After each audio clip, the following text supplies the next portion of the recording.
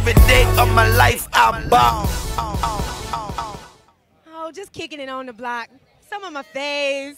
Escape. We already started grooving over here. Like, hey. Yes. And I want to ask you guys, because you're such an imprint on the 90s, but what is one thing that you miss the most? One thing that I was missing the most was us getting back together performing. So we've already kind of started the wheels to rolling, and I missed that a lot. But now that we're back together, it feels really, really good. Amazing, actually.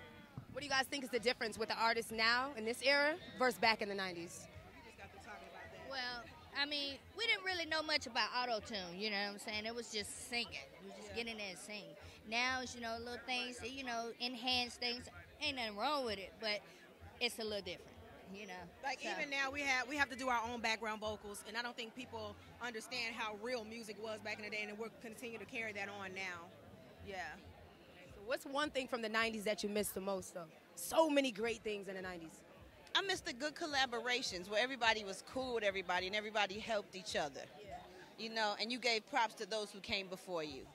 What do you think is the biggest difference? So I know you're working with the rap game and, you know, all the young ones coming up, but what do you think is the biggest difference from artists in the 90s versus artists now? Social media is making it easy for anybody to be a star. So we had to work for it. That's the difference. And we appreciated it more, I think. Yeah. I mean, being a kid, come on now. Like everything. What were your favorite shows?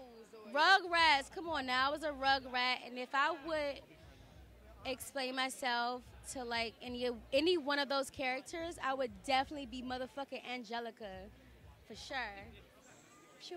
What do you miss the most? B.I.G. You know what I mean? Biggie was a dear friend of mine that used to really talk to me about a lot of things about the business, and I knew him from a different way than just records, you know what I'm saying? And I just know how much he wanted to do what he was doing, how bad he wanted to be the king, and where he would be at right now. So I just wish he was here. What do you think is one of the biggest differences with the artists now versus back in the 90s? Because you're so hands-on, then and out. I mean, I think people are into the sound nowadays more than the artists. I think we're trying to get back to the artists, but it feels like people care more about the sound than they care about the artists. Back then, it was like people cared about the artists. Yeah. Are we going to be getting back to the rap game? Yeah, the rap game. The rap game is coming. When is that? I think November, second week of November, season 4 is back. I said, JD got my grown self setting the DVR on a Friday. We back. Friday nights, we back. I think the music videos. I listened earlier to Puff and Mace. I can't think of yeah.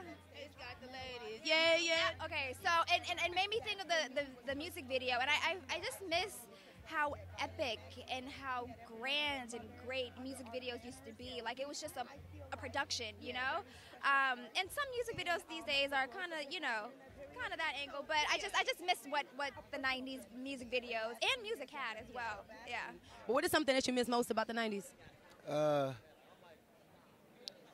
Just the good music that we had back then.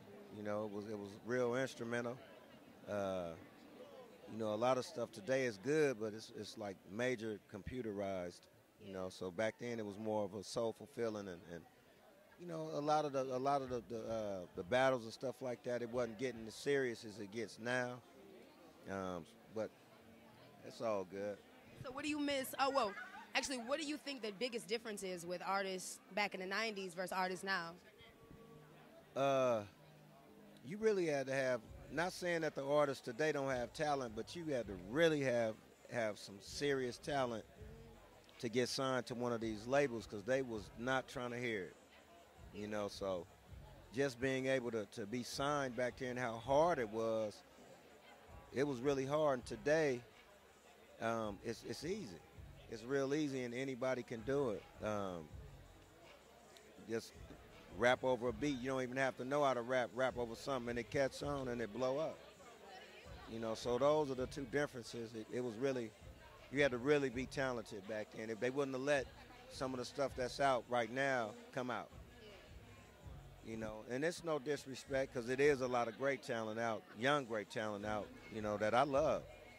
I think people making albums, you know, people surviving off of singles now, but in the 90s we had to make albums. So, yeah.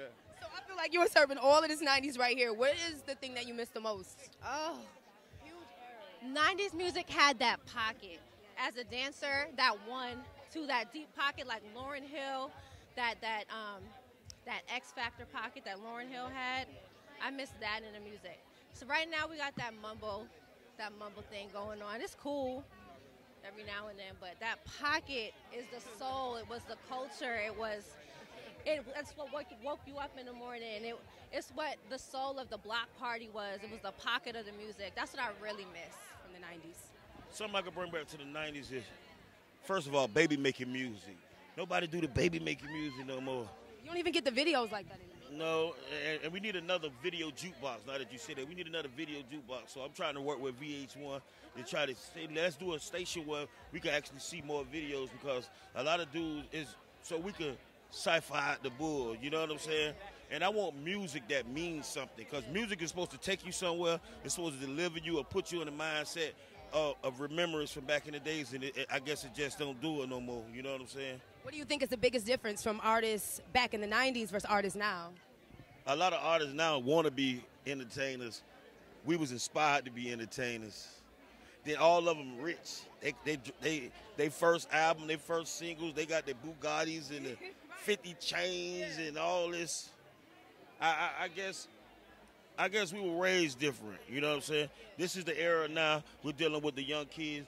Those are the ecstasy babies. I'm from the era of the crack babies. Then you got, of course, now the ecstasy baby. Now imagine how we're going to be 10 years from now when we got to raise the Molly babies. Crazy, right? Crazy. Scary. Every day of my life I ball.